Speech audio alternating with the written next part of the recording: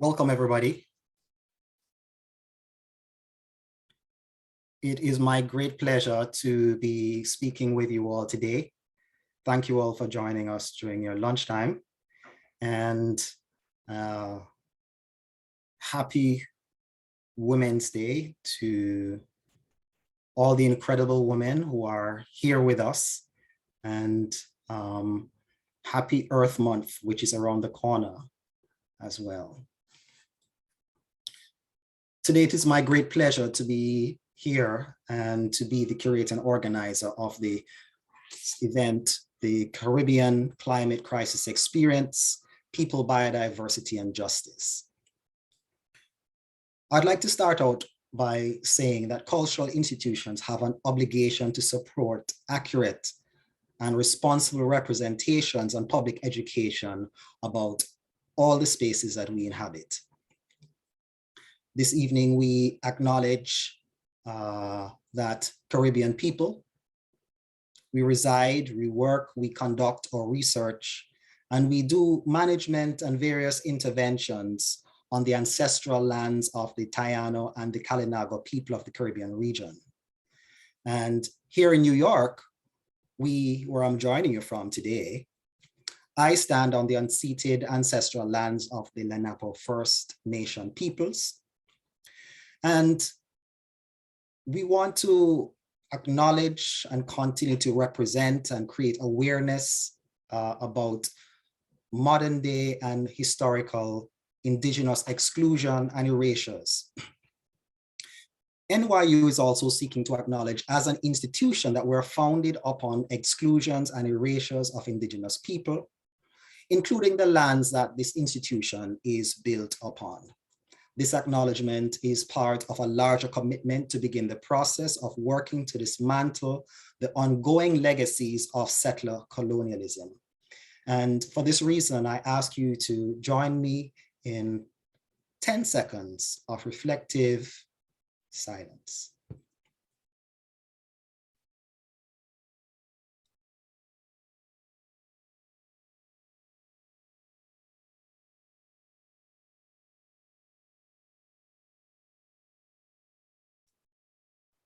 Thank you, everybody. Today, I'm delighted to be joined by three incredible women to discuss the realities of what it means to take on some of the most important discussions of our day, including environmental protection, environmental and racial justice, and our effort to elevate the experiences of Indigenous people, Black and Brown scholars and practitioners from around the world. Today's event is co-sponsored by the NYU Office of Global Inclusion and also by the NYU Science Faculty and the Sustainability, Health, and the Environment concentration of Liberal Studies. First of all, let me thank our incredible panelists with whom we continue to celebrate International Women's Day, which was yesterday. And also like to use this opportunity to point out that there are other women that you will not see directly on the screen today, but who have been critical for the conceptualization and implementation of today's incredible program. These include our very own liberal studies, Dean Julie Mostov, among others, such as Laura Williamson's, our content and digital specialist, and Dee Simmons Jandai, who's going to kill me for that, the Associate Director of Special Initiatives.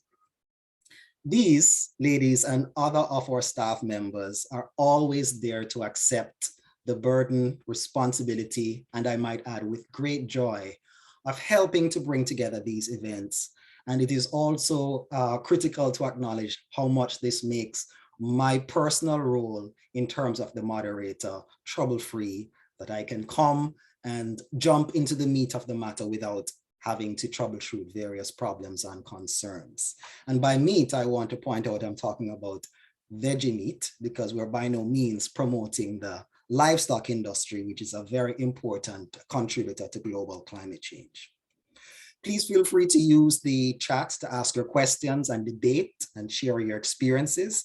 And I will do my best throughout this program to bring as much of that back to our panelists for continued introspection, debate, and discussion as much as time will permit us today.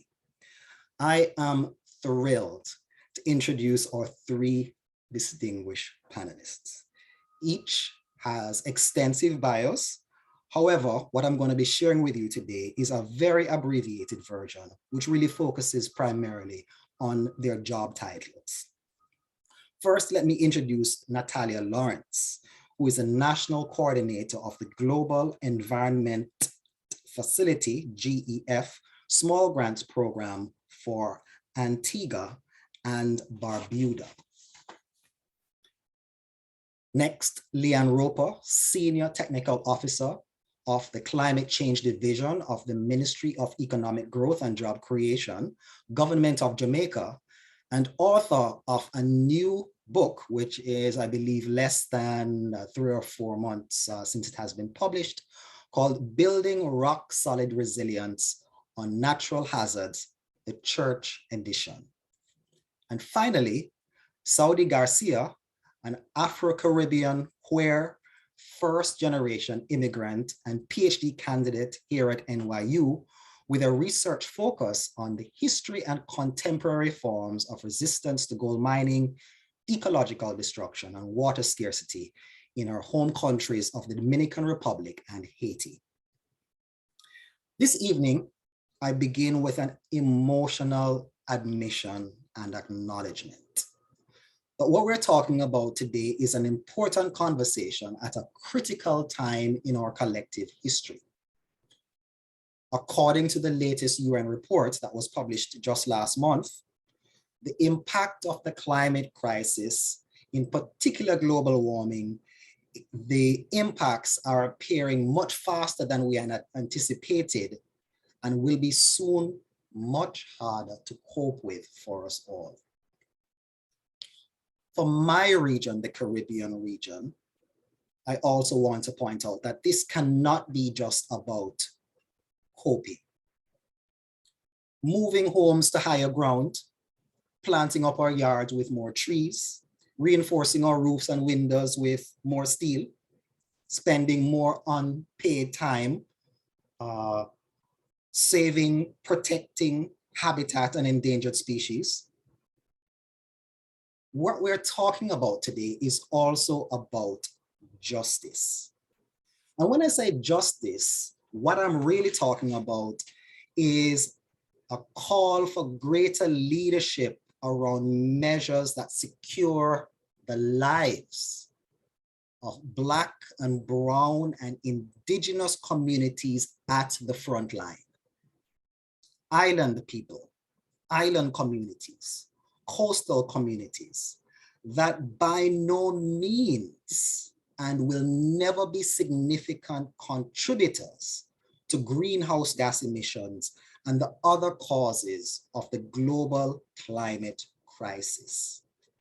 Leading with justice means not going with the words and the what is put out by big industry as they serve capitalist approaches designed to continue the status quo of mining, mass tourism, and other for-profit capitalist interests that center the solutions as more jobs, more cash to pay your rent, without acknowledging that and accepting the responsibility of the violence Caribbean people and other coastal and island nations are facing because of climate change for those spaces for which we are paying that rent. My entry point into our panel discussion today is a pre-event discussion that I had with one of our panelists, Natalia Lawrence. I asked Natalia, what does the theme, the Caribbean climate crisis experience, mean to you? Here is her response. Natalia said, the very first thing that comes to mind is the collective unease with which we, the entire Caribbean region, anticipate the hurricane season. Drier countries like my twin island home of Antigua and Barbuda, 100 square miles, I might add, welcome the traditional wetter part of the year come summer to replenish our dams, recharge our groundwater. However, nowadays we figuratively hold our breath and literally prepare, all becoming at-home meteorologists, wondering if the next disturbance on the Atlantic will bring another ruinous, devastating mega storm to our shores. I also think of the extended dry seasons and prolonged droughts that we are facing. Droughts that are as long as my son has been alive. I know Natalia, so I can tell you that her son is 9 years old. It is my belief that the climate change driven emigration that is now a reality is possibly also a solution. A very scary thought, I might add.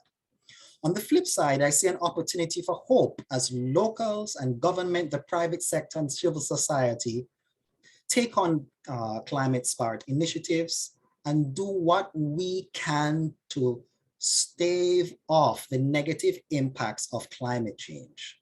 As a region, I'm reminded that we are proud, resilient people working together to support one another through the climate crisis, while holding other nations accountable for their contribution to the climate crisis, which we, the Caribbean people, are at the front line.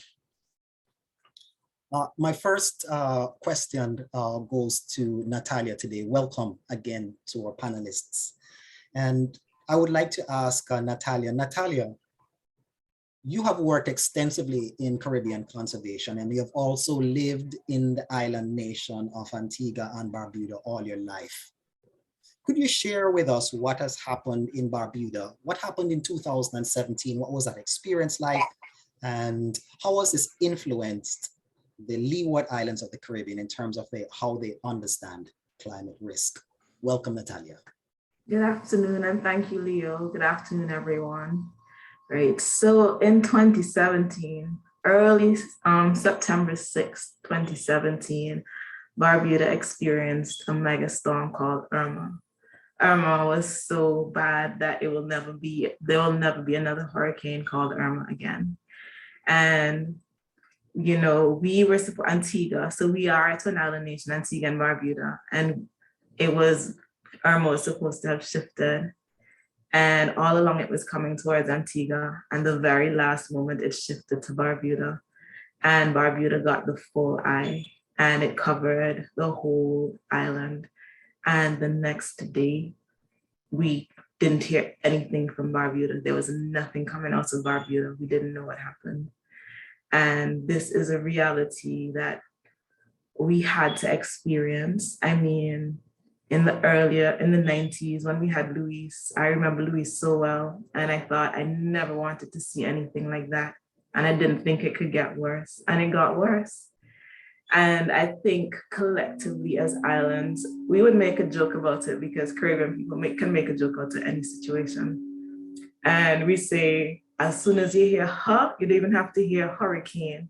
You just hear all your neighbors and everybody around. So we call it batten up or board up, because before we didn't have these stylish shutters. And so you just see everybody just putting on their shutters. We don't make joke because we know the impacts of these hurricanes on our homes, on our lives. They turn up our lives. And I was thinking, well, this is a reality. Barbuda, with over 1,600 people in permanent population, for the first time in 300 years, the island there was nobody on the island except soldiers. And, you know, so that is a historical monumental event. And we hear talk about climate refugees, and we think about it as some faraway thing, some faraway place. and it's happening right here in the Caribbean. I even think about friends that I've met across the region, like my friend Arisha. She mentioned that she used to live in Antigua for a while, and then when she told me why, it was because of Hurricane Ivan that they experienced in Grenada. And you know, we hear those stories. I can talk about so many different people that had to come to Antigua because of a storm. And so the movement of people because of this climate crisis is a very real thing that we're experiencing. Thank you, Natalia. So you're also an incredibly important conservation biologist in the Eastern Caribbean. And I also wanted to ask you, you've described so eloquently the impact on people, the mass immigration. I cannot even imagine what it means to actually get every last person off an independent island in the Caribbean just because of one event that happened within 24 hours, pretty much. But on the other side, in terms of your work, what was the experience in terms of the biodiversity like? I'm glad you asked me that. So I did come with an administrative background, and my experience working with conservation projects over the last 10, 11 years. As conservationists, we get very nervous about these storms. So I just want to share a few pictures about what actually happens. And even though they say pictures speak 1,000 words, these pictures actually don't translate what actually happens on the ground. But I'm going to share my screen just now to show you a few pictures of what we experience from a conservation, from a social aspect.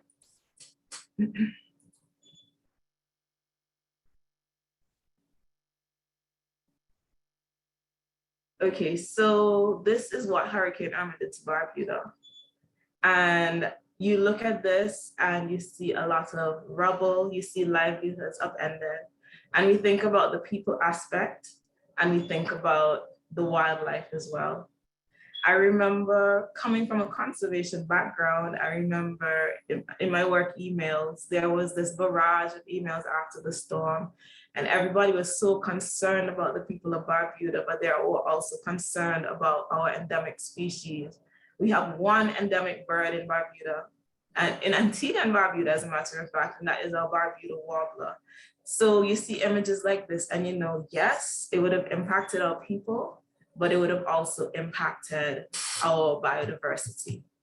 Then you see things like this, stories coming out from Barbuda. Barbuda devastated after a hurricane, but it talks about the pride of the people and the resilience of our biodiversity.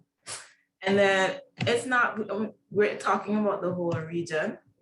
You see similar images coming out from our neighbors. This is Dominica, same year, 2017. We had Hurricane Maria. Maria was expected to hit Dominica as a Category 2 hurricane and also became a major storm. And the images coming out of Dominica are unreal. Similar story in the Bahamas in 2019, where you had Hurricane Dorian. And this is just 1 month after Dorian, and there were still people who were displaced from their homes because it's not that easy to build back. You can prepare as much as you can, but it's not that easy. Now, Barbuda is known for its huge, magnificent frigate bird sanctuary. It is one of the top tourist attractions in Antigua and Barbuda, and we are a tourism-driven economy. Now, you can see right before you the frigate bird sitting on what used to be mangrove. And if you see behind, this is the Codrington Lagoon, and it's the whole wetlands that it took a beating. The mangroves did their job, and it took a beating. So that's all what was left of it. And this, of course, it was, the birds were coming back, they were coming back after the storm. This is a male frigate bird.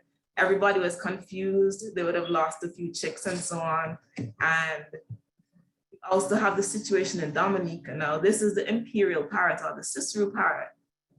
This parrot was also impacted because of a hurricane called David in the late 1970s, 1979, bringing down that population to 50 individuals. And years of work, years of funding, and they got the population to gradually increase. And just like that with Hurricane Maria, and the population was once again decimated. I put in this picture because this again was the Barbuda. I was just there last week and I thought, slowly we're building back our lives, but think about the traditions that would have been thrown out of the window or, put on hold because we had to adapt and change our living conditions. And this is just me buying roasted dumpling on the side of the road Saturday morning. We think about coming back from a storm. We come back. This is the logwood flowering, and these are important for insects, for bees, for a number of birds as well. And this is in Barbuda. This is the Barbuda warbler that I spoke about, our country's only endemic bird. And just like that, in one storm, it could have been wiped out. Thankfully, it wasn't. This picture was also taken last week, Saturday, and we're so happy that we're able to find that bird again. And I'm happy to show you that this is how the Codrington Lagoon looks after 5 years, 5 years after Hurricane Irma.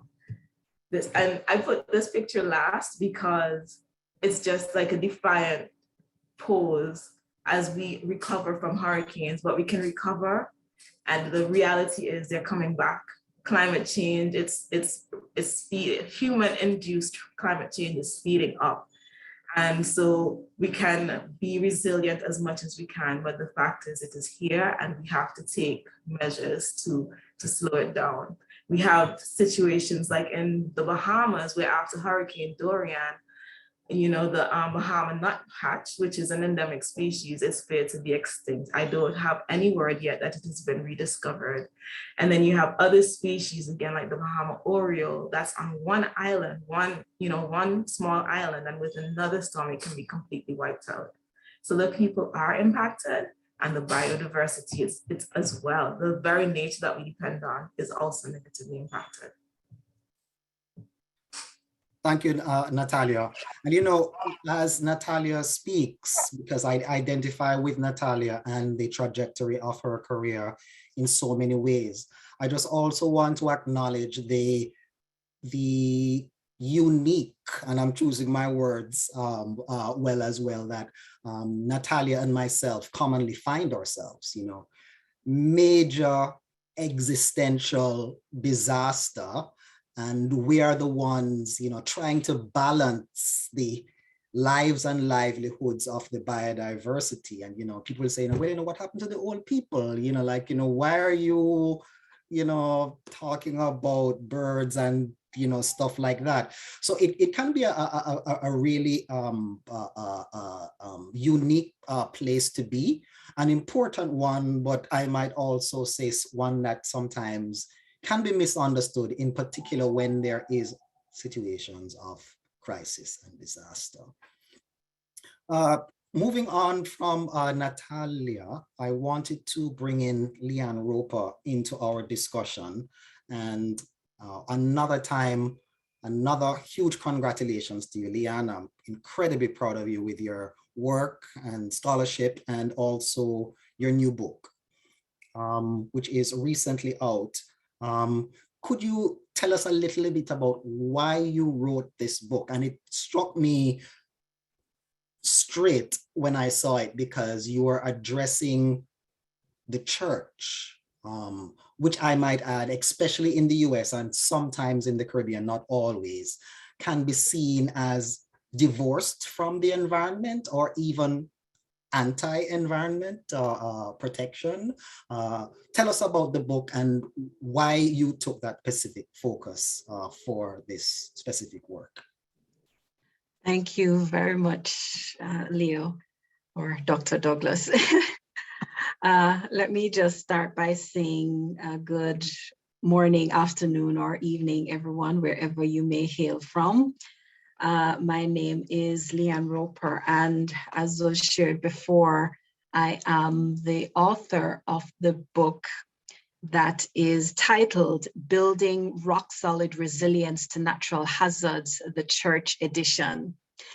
I admit that I did not set out to necessarily write a book, but when I thought about what I wanted to do in terms of providing a resource that my own church could use in preparing for what is a very daunting future, I realized that having a book would allow other churches to be able to benefit, and hence the book was born. So just to perhaps give a little bit of an idea of what the book is about, I tried to give what I thought were the overarching areas that needs to be taken into account when we're looking at this issue of resilience to natural hazards. I am going to share my screen now, just so that you are seeing. I'm sorry, something seems to be happening here. My apologies. Let me stop and try again. So as I said before, I started targeting the church because really I wanted to do something specific to my church. But beyond that, the church is such an important organization when it comes to the influence that it has in communities, the role that it plays in helping the communities with fulfilling their respective needs, and in really how they can find themselves in a better position given all the ills that are happening. And certainly. And Leanne, I just wanted to, yes. to interrupt to really emphasize that point, that the yes. international stereotype of the Caribbean and your home country, my own of Jamaica, is very yes. much sun, sand, sea, and beach, but not understood frequently is that we're talking about a heavily evangelical Christian part of the world that is also rather conservative in their Christian views. Yes, so certainly in Jamaica and in many other of the Caribbean countries, the church is such an important body, some may say institution even. And I, in the book, have also outlined different ways that the church has been very instrumental in the society and in the history of my own country, Jamaica. I speak, for example, of the fact that the church is the custodian of many educational institutions, from the basic school level all the way to tertiary level institutions. So the church has such an important role to play in society. When the issue that's before us, the fact that times are changing, the church, in my mind, therefore, is such an important part of the change that is needed, not just in terms of society itself, but in terms of how the church itself will operate and to still be effective when the times do change, and unfortunately for the worse. So what we're seeing here in this slide is, why would this book be relevant? And the first point I had made before, because times are changing, but not just that, it's because people are also in harm's way. We heard very clearly from Natalia the impact that some of the previous storms has had on her home country and also on other countries in the Caribbean. And I think it is clear that the impact of these various hazards are very real. The science is telling us as well that we're expecting this to get even worse in the future.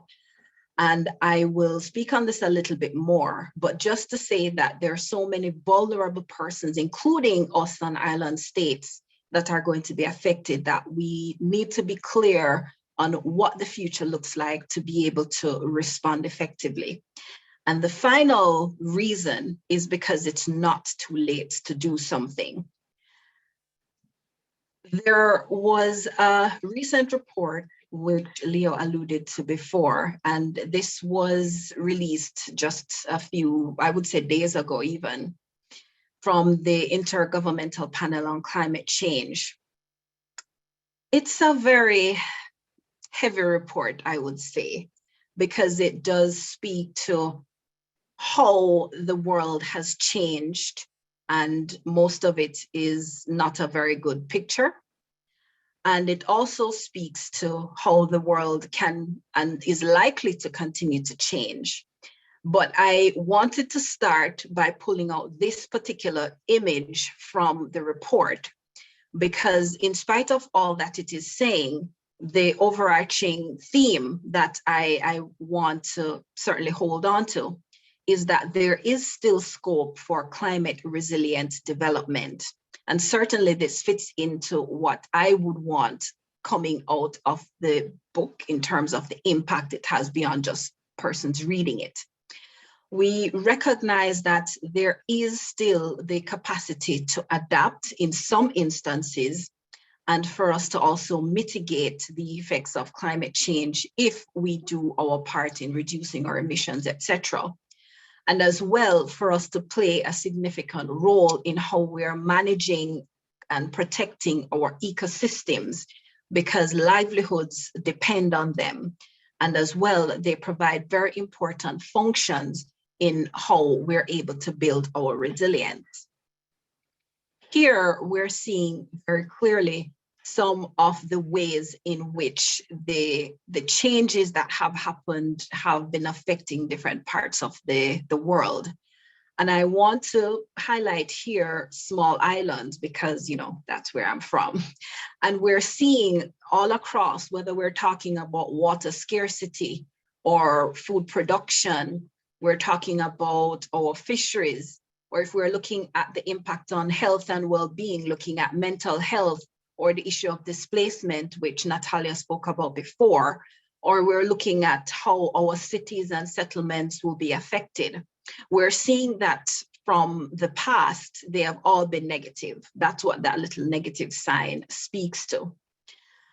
And importantly, we're seeing that when we look at the future and when we see the projections for how different temperature changes is likely to affect different response modalities, we're seeing that the way we respond needs to also be thought out very carefully.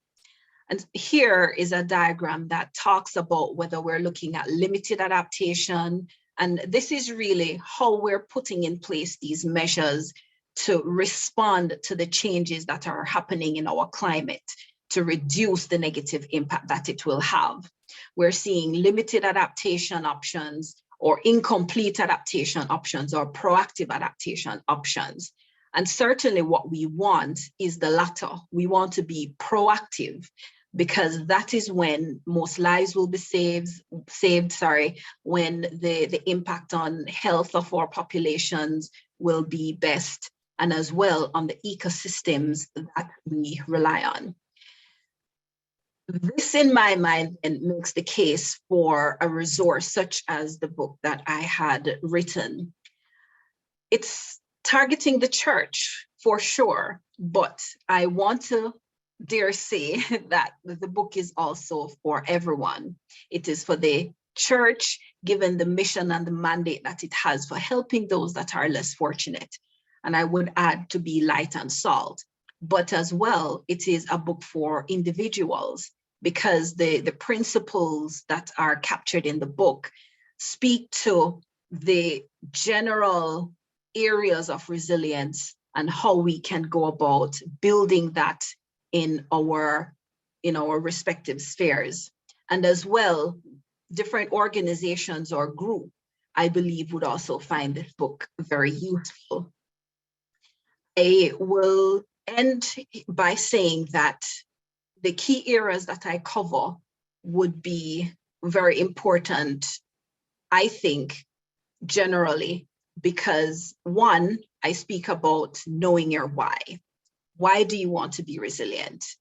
And the reasons, I believe, are growing and clear. The evidence is there. We're seeing the impact on people, we're seeing the impact on our countries, and certainly we want to have better quality of life. And knowing why we're doing what we're doing gives us the drive and helps us sustain the actual activities that we will then put in place. I also tried to go into the types of action that we would need, talking about the different ways that we can empower our people, or the structural or non-structural ways that we can build our resilience. And to do it in a way recognizing that each community or each person or each church or organization is different. There's diversity.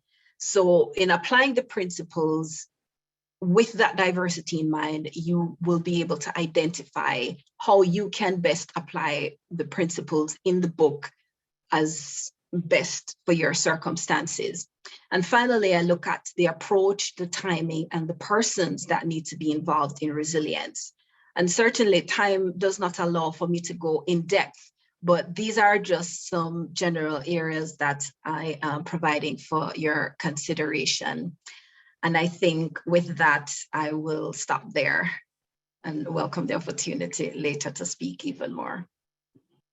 Leanne, thank you so much. And just wanted to say that the importance of the church cannot be underestimated and understated, because this is also not just about the Caribbean. You know, sub-Saharan Africa is so, I am always blown away by attending some of the environmental meetings that I have had and hearing people from Southeast Asia and also from Africa very much identifying that religion, in particular Christianity, is a very important part of their identity and who they see themselves as. So I think your book, again, congratulations. I think it's going to have a huge audience, and I'm sure the discussions it will produce will be important. Just before I bring in Saudi, I did have one follow-up question from blogger Emma Lewis for you. And it said, should our churches of whatever denomination be more outspoken in the public arena, or should it just be in their congregations? How do you feel about that question in terms of the church? Because again, you know, many times the church does not see themselves as activists, at least in the Caribbean. How do you feel about that question? Yes, thank you for that question. I believe that the church has a very important role in influencing what happens in society and in the decisions that are made. And in fulfilling that role, the voice of the church needs to be heard.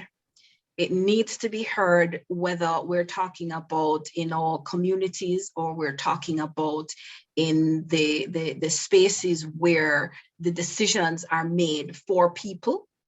And certainly the body of the church needs to be aware as well. There is certainly then the need for speaking in the church and within the church, but also speaking in the various spaces and platforms where these important issues are being discussed and decisions are made. So I would say in both spaces that the church needs to have a stronger voice. Absolutely, I completely agree with you in terms of, you know, introspection, discussions inside, but also being and adding that moral voice that people will respect to the wider discussion as well. Again, thank you, Leanne, and thank you for your contribution. You know, I'm proud of you and really happy for this focus.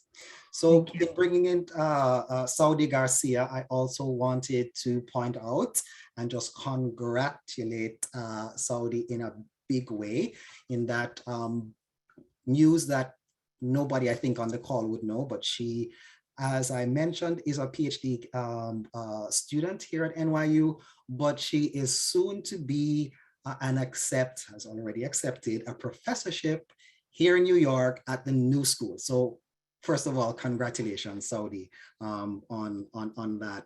Saudi, can you tell us a little bit in your own words? You know, your work is rooted in Haiti and the Dominican Republic, islands that are well acquainted with disaster of various hues. How would you describe the experience and the mood in Haiti and the Dominican Republic in terms of their experience with climate change, and who are the major voices and the players in this part of the Caribbean? Thank you, Leo. Thank you so much for all the effort in bringing us together. For me, it's truly an honor to be in the company of you all. And so I would say that right now in the Dominican Republic and Haiti, the effects of climate change are already very present, even though we have not experienced a major hurricane like Hurricanes Irma and Maria. We do have experience with major hurricanes like Hurricane George in the 90s. And so at this moment, we're witnessing the effects of the heating of the planet in terms of the Pan-Caribbean drought that occurred in 2013 to 2016. And during that time period, we witnessed the rationing of water for the residents of places like Santo Domingo. And so already there is a decrease of the food production of the agricultural sector, at least in the Dominican Republic, whereas the food sector contributed 10% of its the national agriculture contributed 10% of the products available on the market during the Pan-Caribbean drought that dropped by half. And so by 2018, we're already quantifying some of the effects of this heating of the planet, and in particular drought that has occurred since 2009, almost continuously. And so one thing I would say is that my research specifically looks at the rise in mining capitalism after 2000 in Dominican Republic and Haiti. And so my work is at that intersection that examines the ways that the mining industry is causing pollution and also an overuse of water. And I think somebody in the chat also mentioned just an increase in emissions. And so what I would say is that when I arrived in the Dominican Republic, one of the first things I did was attend a Fridays for Future rally. This happened in September 2019. It was sort of the height of that global emphasis on youth climate strikes. But one thing that I saw was that there was also a smaller, older group of protesters who were also environmental activists who had displayed this massive banner saying, you know, we need to think about mining corporations, because the project of the mining corporations that are now in the country is to mine the entire central mountains of the island. And these central mountains go from Santo Domingo, the outskirts of Santo Domingo, all the way to Haiti's Massif du Nord plains. And so what I'm witnessing is that the forms of concern around the effects of climate change are very much grounded in the sort of existential threat of extractive industries in the Caribbean, and in particular in the Dominican Republic and Haiti. And so whereas Haiti has had a very successful anti-mining movement that has been led by the Collectif Justice Minière and has also been supported by the NYU Global Justice Clinic, the Dominican Republic took a different tactic, in particular after 2010, which was attracting global corporations such as Barrick Gold, Unigold, Gold Quest, and other corporations to sort of come mine in this territory, which is also the site of large watersheds that feed the many dams that we have around the country. And so the threat of climate change, or in the conversations that I'm having with people, the threat of losing access to water in particular is really condensed around the threat of the mining industry and the ways that the mining industry uses a lot of water, and then that water is stored in tailing dams, which then pollute the underground water. And so I would say that the sort of climate activism that I witnessed during my time in the Dominican Republic, I lived there from 2019 to 2021, was very sporadic, and it was grounded on movements that were external to Dominican society and Dominican environmental concerns, such as the Fridays for Future movement that I mentioned, where that climate strike happened once as a protest and it dissipated. But what I did witness is that the primary concern for Dominicans, at least on the Dominican side of the island, but I also think for Haitians in particular in the northern part of Haiti, has to do with the inroads that the global mining industry has been making onto the island, which threatened the conservation efforts that have occurred on both sides. It threatens the watersheds that are vitally important to this island. And so I'll stop there because there's quite a lot to say. There's a very complex colonial history as well, because, the narrative, is that Haiti is the most vulnerable, climate vulnerable country in the Western Hemisphere, but the Dominican Republic is not far behind. It is the number 8 most climate vulnerable country in the hemisphere. But the narratives that circulate are narratives rooted in a lot of colonialism and a lot of anti-Blackness and a lot of anti-Haitianism. And so the fuller picture of confronting the climate crisis in the Dominican Republic is also building cross-island and full island alliances that can tackle the root issues of why there is a water crisis, why we fail to properly legislate use of land and use of water, and why now in 2022 there is an ongoing rush for resources in the Dominican Republic that are threatening major watersheds. And so we can get into more of the details of that, but it is a complex panorama. Mm-hmm. So you raise some really critical points that makes me think of Jamaica's cockpit country, which seems to mirror some of the questions, concerns, and overall historical approaches.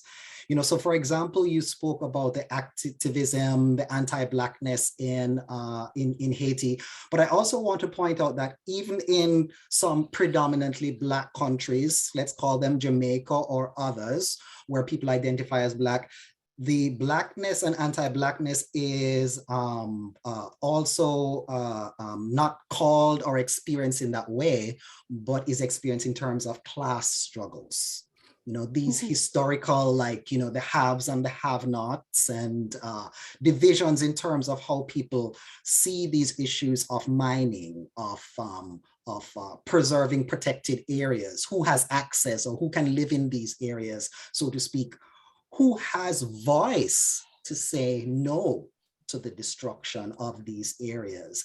So again, could you just speak to a little bit of that in terms of, I've been very impressed, I must say, because I've lived to see where, when I was in high school, many parts in the Caribbean, the activism was led by either expats, usually Europeans or Americans or Canadians. But now these faces are being replaced like people like yourself, like Leanne, like Natalia. What has that been experienced like, and what are the risks of being a Black woman talking about these issues, advocating for change, calling for justice? Thank you for that question. So the most potent movements that I've witnessed, such as the anti-mining movement in northern Haiti, and now this is a movement that I document with my research, my dissertation, and my film project, a movement of grassroots activism among Dominican farmers, mostly cacao farmers in the central part of the country, and also the western part of the country closer to the border with Haiti, that are rising up against mining as a development project in the Dominican Republic. And so the discourse, because of course it's important to point out that these notions of modernity, these notions of development, these notions of who has technical competency to protect their environment are very much rooted in white supremacy. They don't necessitate particular white bodies like European bodies to manifest in our communities. That's why it's so important to decenter these notions of expertise, of only a certain person having the expertise to manage the environment. And so the networks of environmental conservation in the Dominican Republic, and I speak more of the Dominican side because that is more of the history that I'm familiar with, have been very steeped in that sort of patriarchal, older male network capital that is really centered in Santo Domingo. and then dictates how environmental policy and conservation will look like in the rest of the country. And so I have witnessed how living in the countryside with people who are very far from these centers of power, legislative power, conservation power, and also media power to raise awareness about their concerns and their struggles. I've witnessed how those communities are communities of Black people, and those communities are very much being led by Black women. One of whom is one of my main interlocutors, who I was able to bring on to a panel at NYU in December. These communities are being led by society's most vulnerable, right? Farm workers, women who have been working the land for many centuries, sometimes generations. And so those are the folks who are really at the razor's edge of the struggle for water and land on the island as a whole. And so some of the things that I witnessed was intimidation and harassment from personnel that my interlocutors said were being sent by the mine, legal persecution. So being called to, go down to the local tribunal and stand a trial or have to go through a trial process, a legal process. And so there are many dynamics that are at play, like from the very kind of micro local who is given a voice, who is seen as an environmental defender, to the national, where issues occurring in rural communities, especially around mining, are sort of swept under the rug for the sake of development, for the sake of modernity, for the sake of access to foreign capital. And then at the island-wide level, where there's a narrative of Haitian mismanagement of resources that never accounts for the ways that U.S. empire actually force the continuation of environmental degradation in Haiti. And that has all kinds of consequences. So it's very layered. It's a very layered panorama. And that's what I write about, because it's important for people of color to understand that the tools of white supremacy are actually operating in our communities without white bodies necessarily. And at this juncture, I would just like to acknowledge the indigenous Black and brown women. One name that comes to mind ever so often is Berta Cáceres of Honduras, mm-hmm. who lost her life in her own house. She was shot in her chest, just for speaking about the protection of the natural world, the environment and land, and the concerns that indigenous people face. And also just acknowledge for people like yourself as well, Saudi, the stress that even being asked to discuss and think about and embody these conversations can have, to acknowledge that.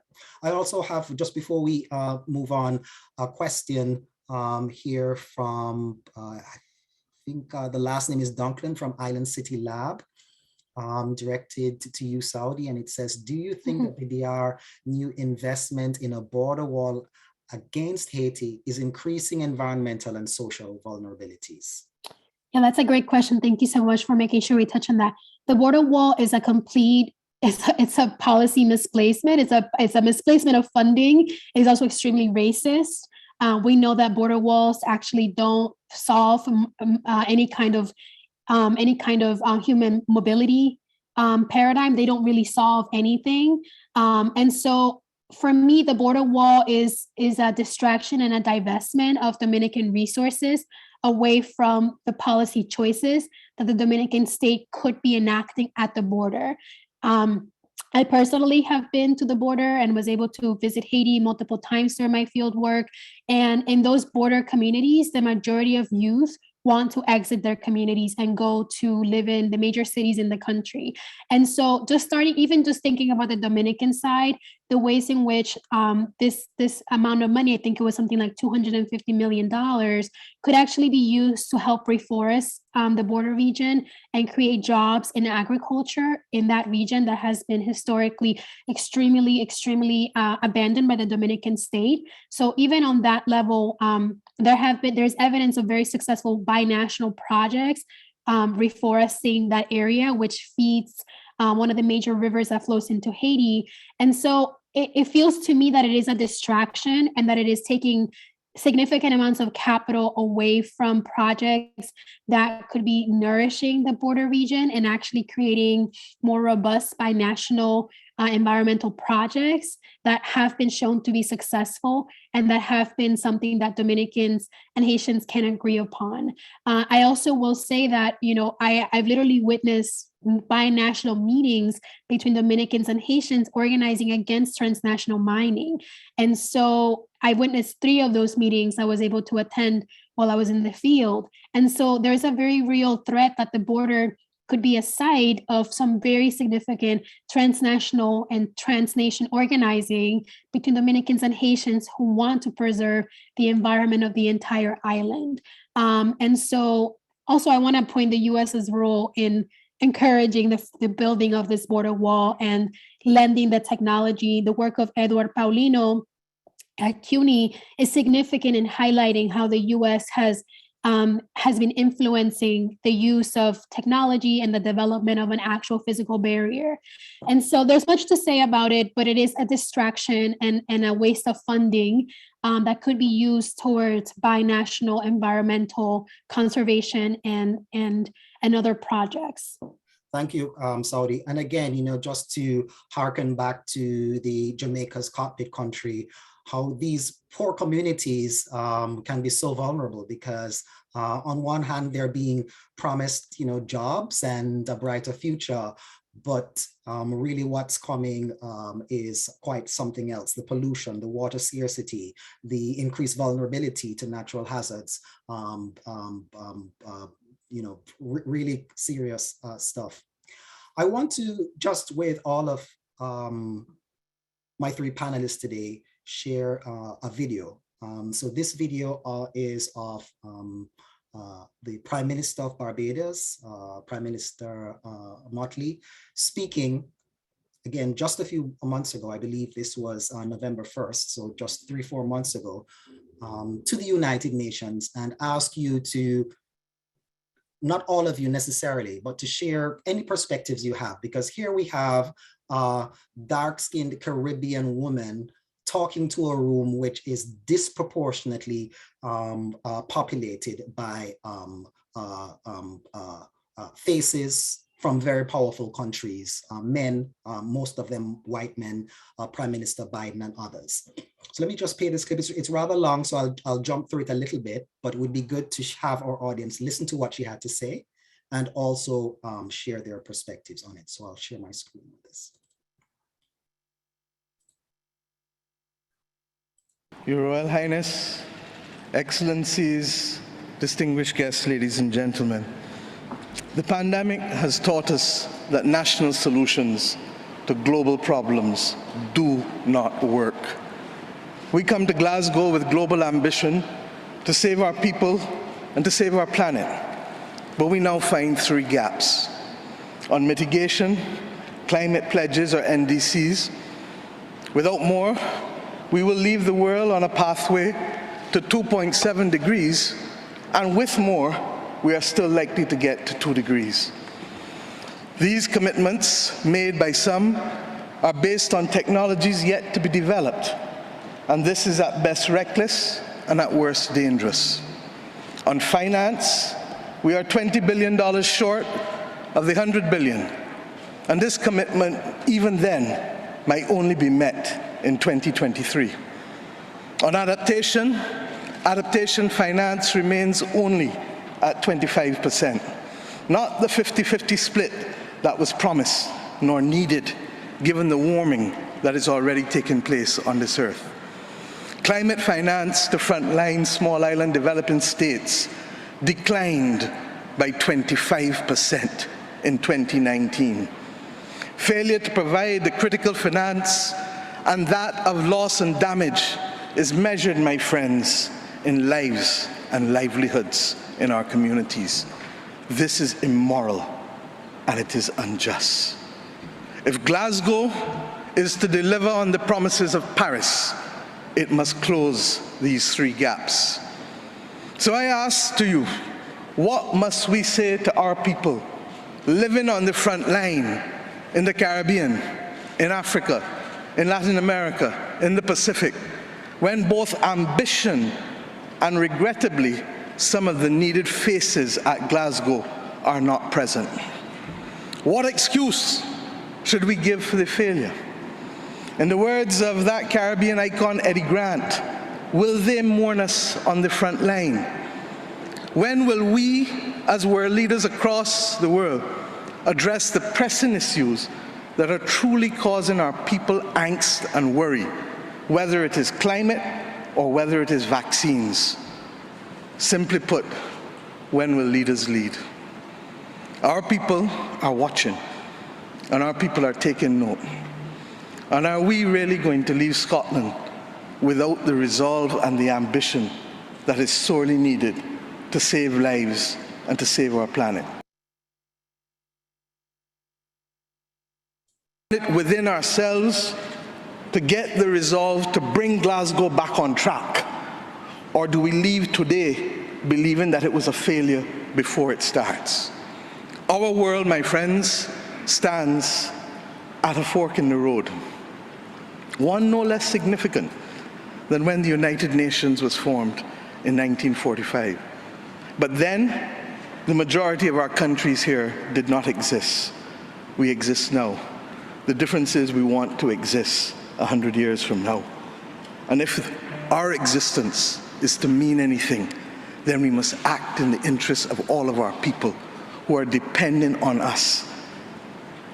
And if we don't, we will allow the path of greed and selfishness to sow the seeds of our common destruction.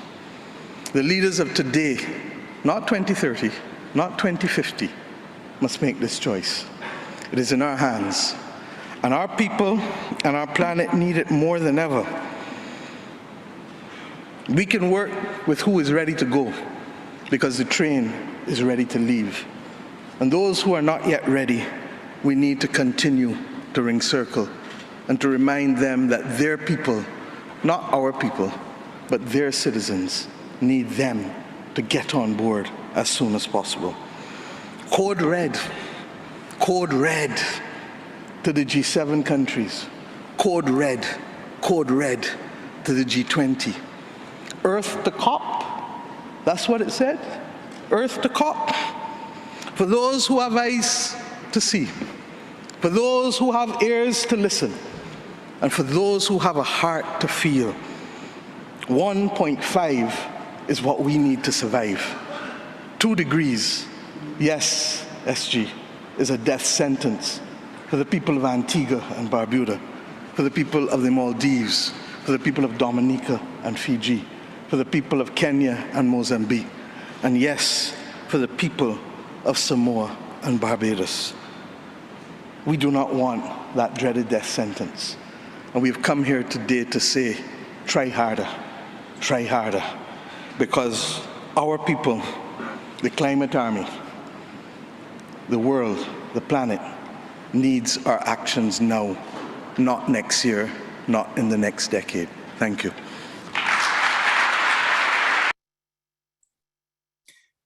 An incredibly powerful speech and address to the United Nations by the President, by the Prime Minister of Barbados. I just wanted to read the specific wording of the question that we received, because again, reflecting on International Women's Day and what we are about today, I think it's important that our audience and our panelists think about this. So the question is, what is your impression of Prime Minister Natalia of Barbados' address during the opening of the COP26 meeting in Glasgow? Was her call for accountability and action from the World Bank and senior world leaders, the United States, the United Kingdom, the EU, Canada, overstepping her authority? Any comments from anybody from our panelists, not any specific person?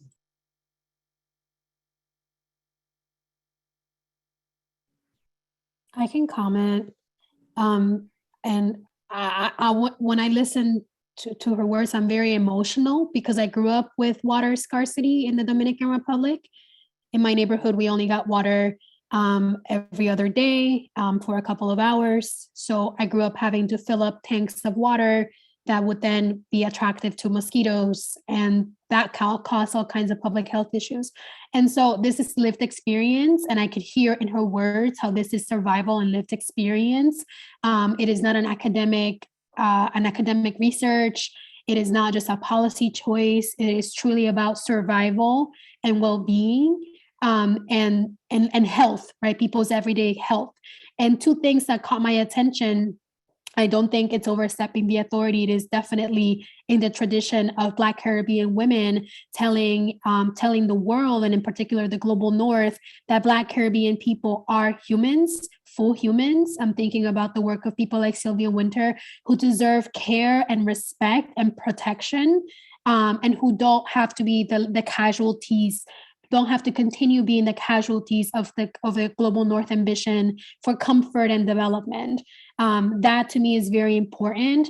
And it is also a moral voice to say, like, we will not be left behind. We will not be sacrificed because you desire to continue living in the ways you're living.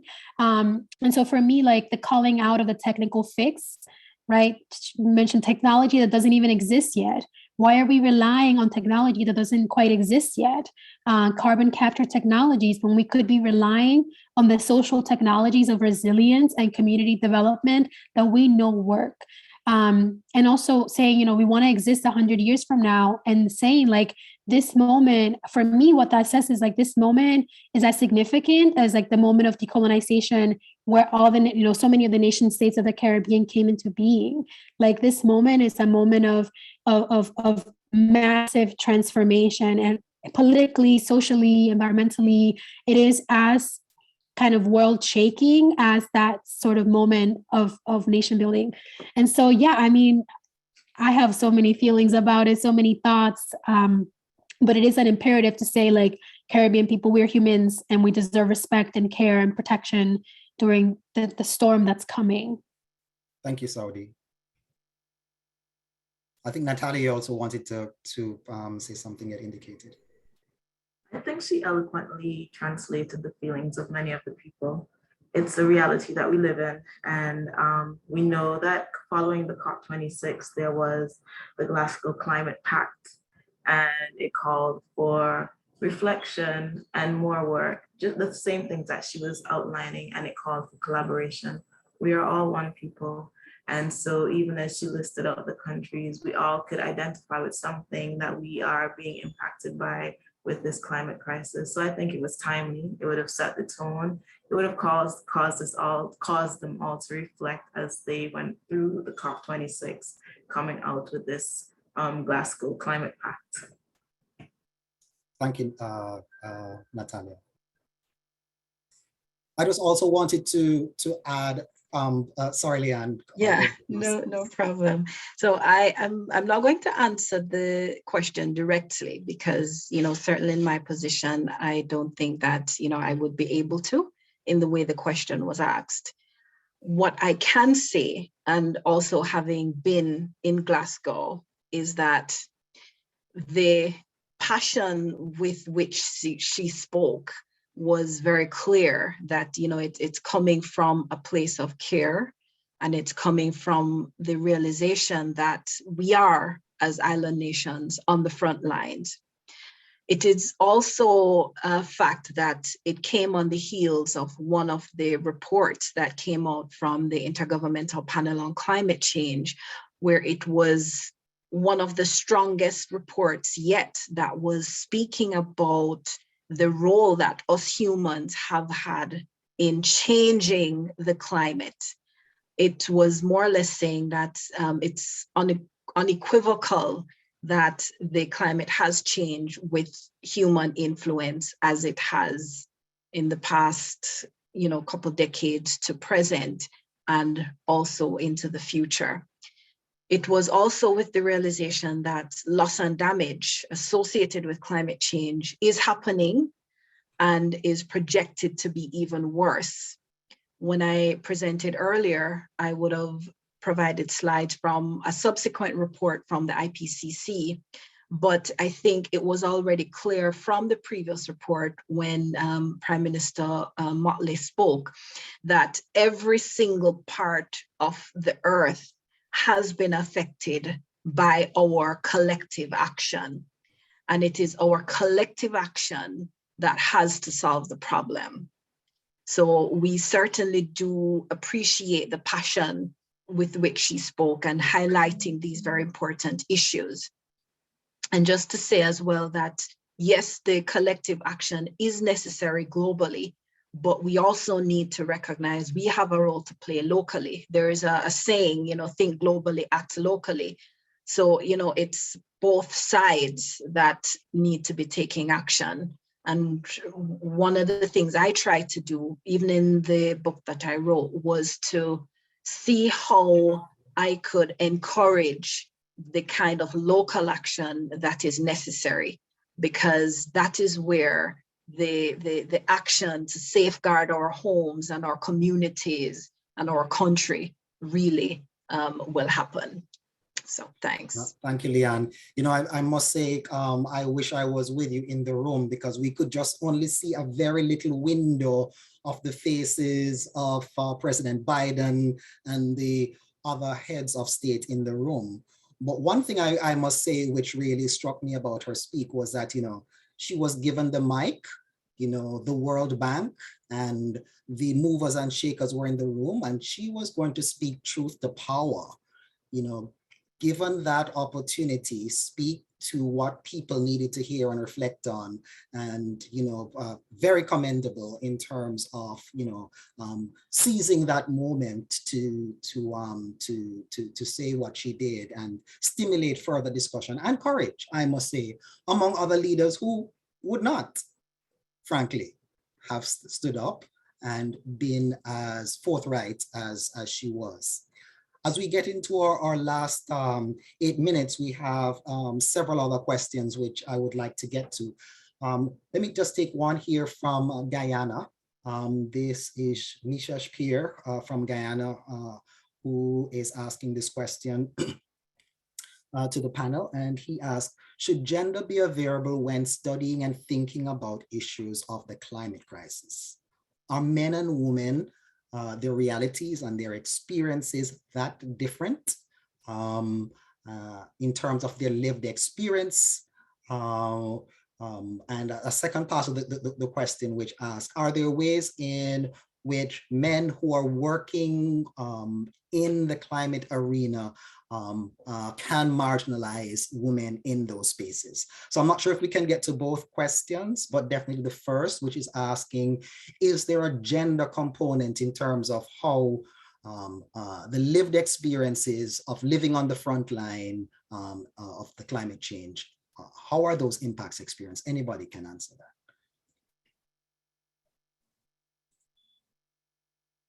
Hi, Leo. I can talk from a conservation perspective, and even with working with projects in Antigua and Barbuda. So we did experience Hurricane Irma, as we all know. And I can't necessarily say that men were impacted differently then, but even we bear in mind when we're working with our groups that women we have to cater to the different needs of both genders.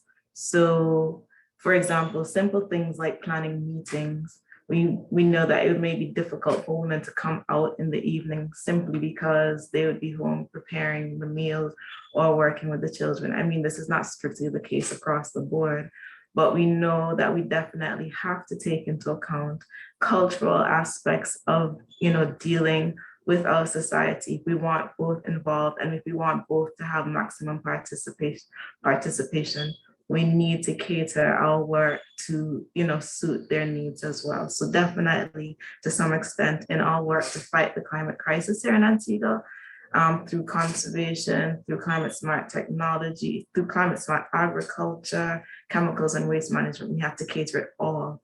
And all of our projects in Antigua and Barbuda must be inclusive. It must include youth. They must include persons living with disabilities. All are included. So we have to find ways to do so. Thank you, Natalia. Yeah, I could also chime in very quickly. There's a lot that could be said on this gender issue, but in the interest of time, I won't go into much. We have documented evidence that the way different hazards affect men versus women differs because of how each may see their role in the household, in the communities, etc.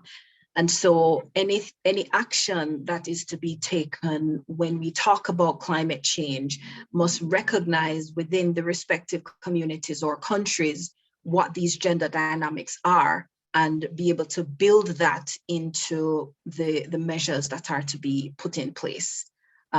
We talk as well about what happens before a hazard or after the hazards. It must span both. You know, they talk about the ex ante or the ex post, you know, but certainly gender is an important element of climate action. And so the short answer is yes, it certainly is an important part. I also just wanted to bring a little bit of liberal studies scholarship in this, because we have faculty who are doing research on this frequently in terms of the climate change refugees as well. Men are usually the ones disproportionately that will leave the site after the hurricane, you know, after the flood. You know, men will leave to find a work or to go get help, so to speak, outside of their country. And it's the women who are left with the ravaged community, the ravaged environment, the flooded homes, to take care of their children, the elderly, etc. So there can be multiple ways in which there is definitely a gendered approach. To jump to another question, because we would like to include as many of our questions as possible, we have a question from Lisa Sorensen, the Executive Director of Birds Caribbean. And she points out that the Caribbean islands are under constant and severe threat from various developments that threaten habitats, forests, mangrove systems, etc. How do we hold governments more accountability to do the right thing? This is a very difficult question, I might add, but maybe you have thoughts. How do we hold governments to greater accountability with these developments that are always coming? Hi, Leo, very quickly, and Lisa, thank you for that question as well. I was in Barbuda this last week, and my host, the lady I was staying with, she is not in my field by any form. And we were just sitting down and talking, and we're talking about the hurricane. And she said, you know, Barbuda was ravaged by Irma, but thank God we had those mangroves. And she said, people need to understand how they protect us. And I just thought, you know, the government, they listen to their people. So these things can take years, but you work with the people and you work, it's all about collaboration. Honorable Prime Minister Mia Mottley said it, we need to collaborate. Out of the Glasgow, out of COP26 as well, that was one of the points, we have to collaborate. And so we just have to work with government. We serve each other and we support each other. So it can take years, but just do the work. Yeah, I would briefly agree with that and say that, for example, in the DR, there's kind of a rapid fire, constant signing of new contracts for different projects. And so it's very important. And sometimes these contracts are signed with legislators admitting that they didn't actually read the contract. And so it's really important to sort of jam that sort of rapid fire pace of that process with things like citizen visits or citizen opportunities to comment on these projects. And so the grassroots work is very important. I live in the US now, but I work with an organization called Barrio Alante, which means like hood forward essentially in English. And it is an organization that is doing exactly that, training a generation of folks from urban and rural communities to learn about the legislative process, learn about how power operates at a local level, to be able to have a little bit more decision-making power over these initiatives. And Saudi, you spoke directly to my closing question for the group, is that, you know, while I, you know, wanted to thank you for all your incredible work and your participation, I am incredibly privileged because I am speaking with a panel that are younger than me, but have so much power and fire and contributions to these very important existential questions.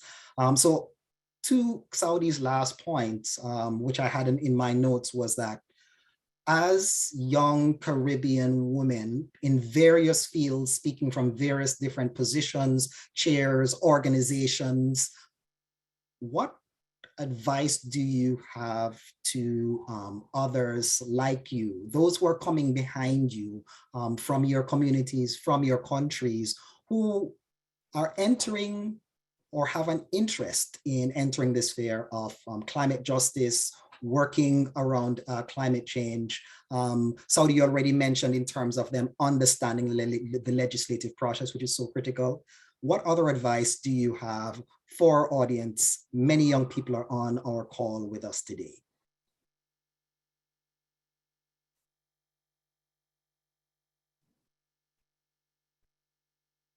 Hi, I would just say several things.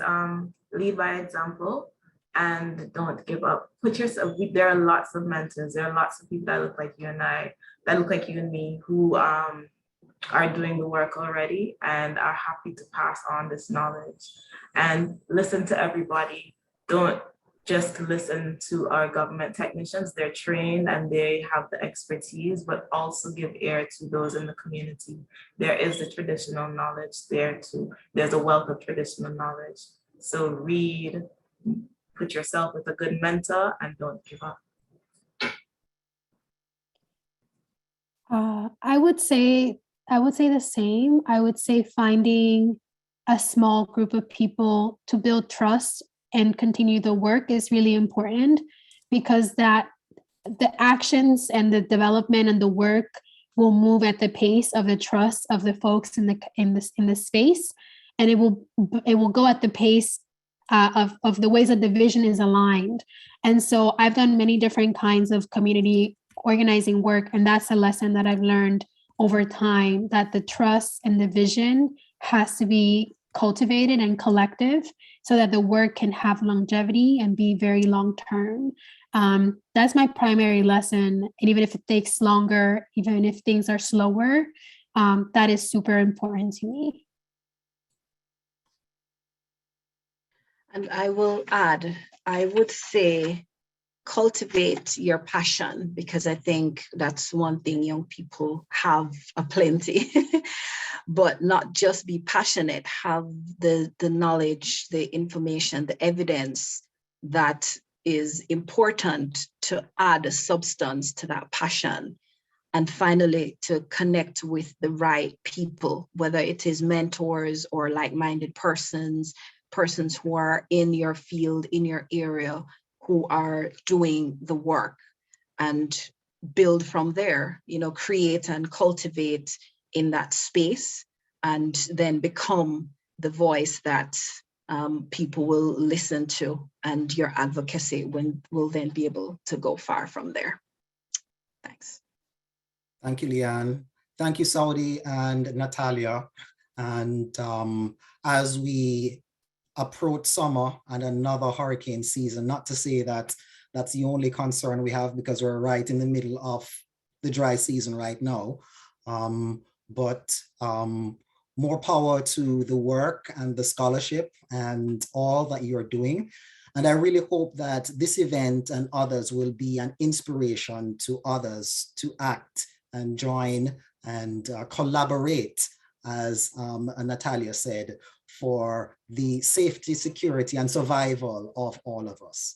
As I close, I just wanted to point out that my NYU colleagues are going to be placing in the Zoom chat details of the next Liberal Studies event, Black Lives in Global Context series, and we hope that you'll be joining us all for that. Thank you all again for joining us for this important discussion about climate change and our reflections on the Caribbean experience, a region that is really and could not be more at the front line of the global climate crisis. Thank you, everybody, and see you all soon. Thank you, panelists.